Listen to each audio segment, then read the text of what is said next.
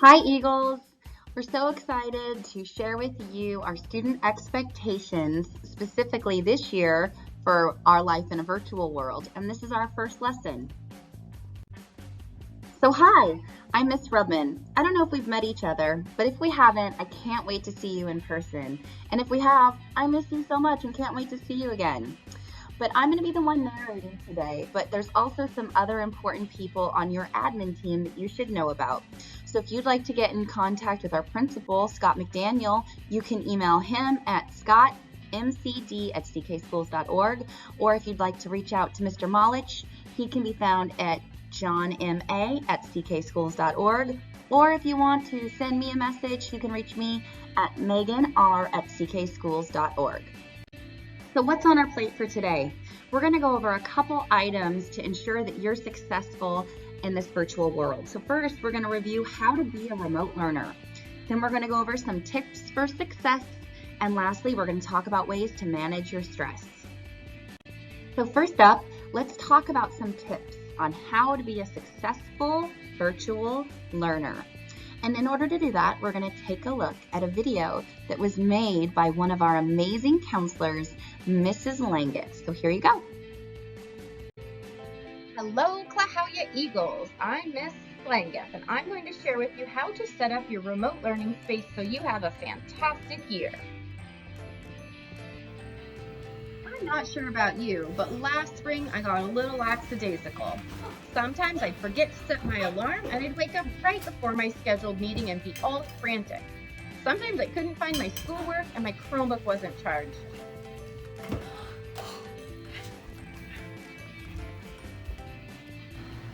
And when I was in my meeting, I was a little bit distracted doing other things that weren't school related.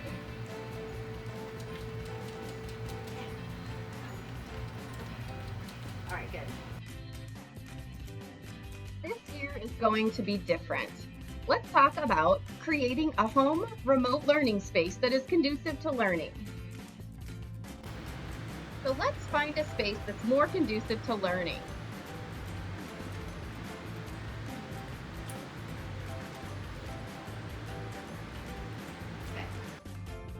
Let's make sure we have all the things we need.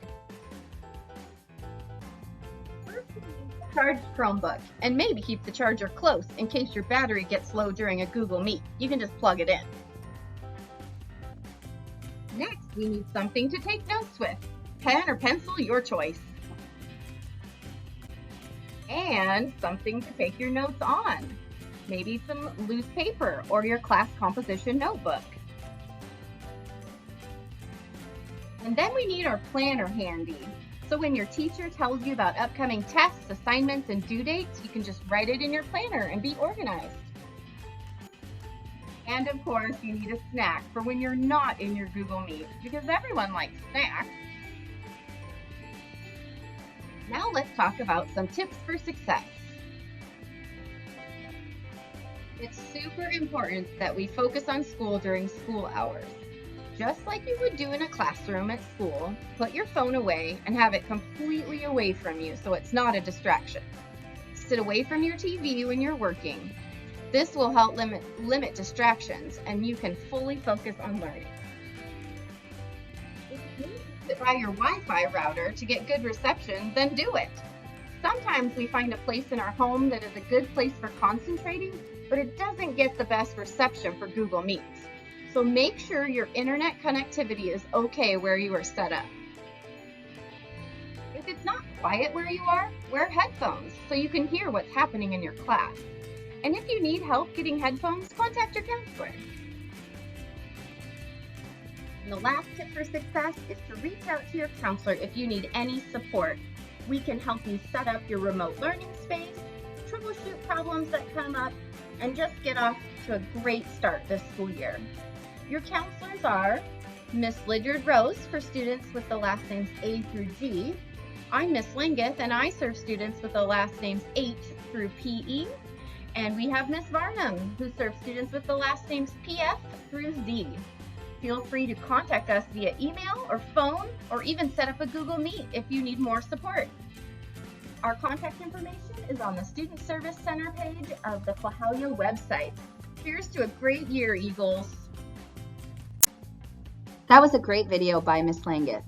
I think one of the most important things that she talks about is the importance of understanding your weekly schedule and making sure that you stay organized and adhere to it. So remember, every day you have at least one Google Meet. So on Monday, Tuesday, Thursday, and Friday, you have 3 Google Meets.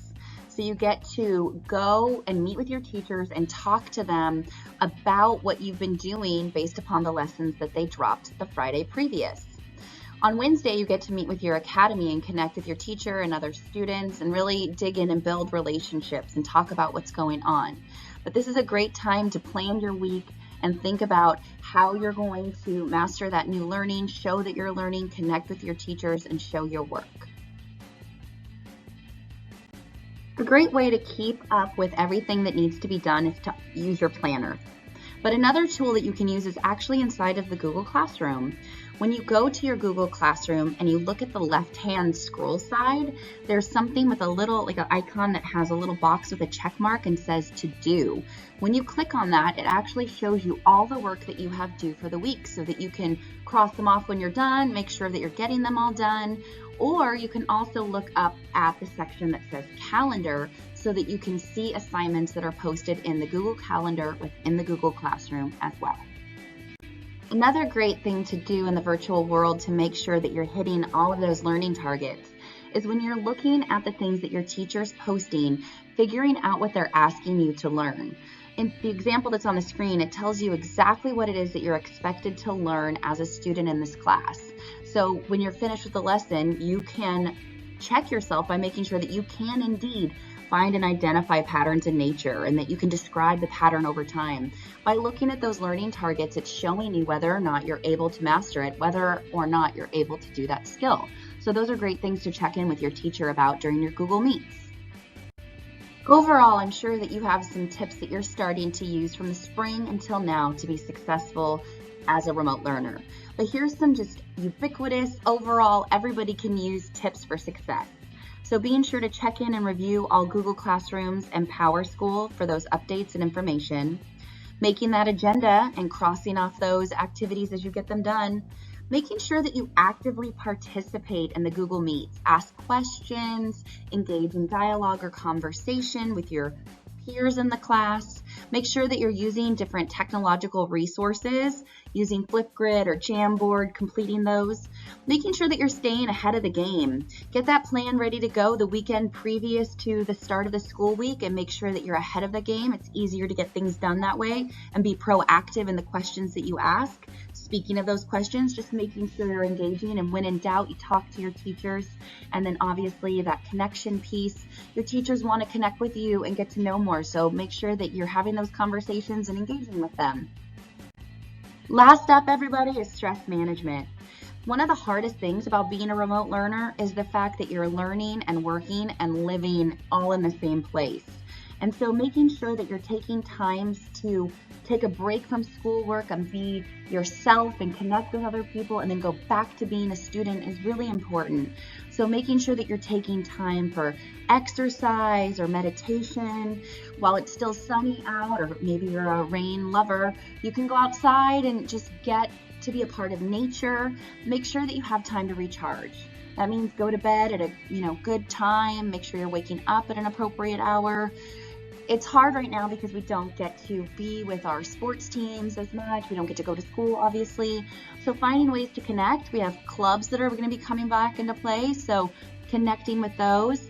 Make sure that you're eating well and making sure that you have those lists of tasks so that you know what needs to be done. But most importantly, make sure that you take that time for yourself and figure out what it is that you need in order to recharge and to stay focused. We've now gone over some tips for success for being a remote learner. So I'd like for you to now finish the video and talk to your teacher about what some of your strengths are. What are some of your challenges with virtual learning? What are some things you're excited to try now that you've seen this video? Thanks so much for your time, Eagles. It's been great chatting with you. Have a great day.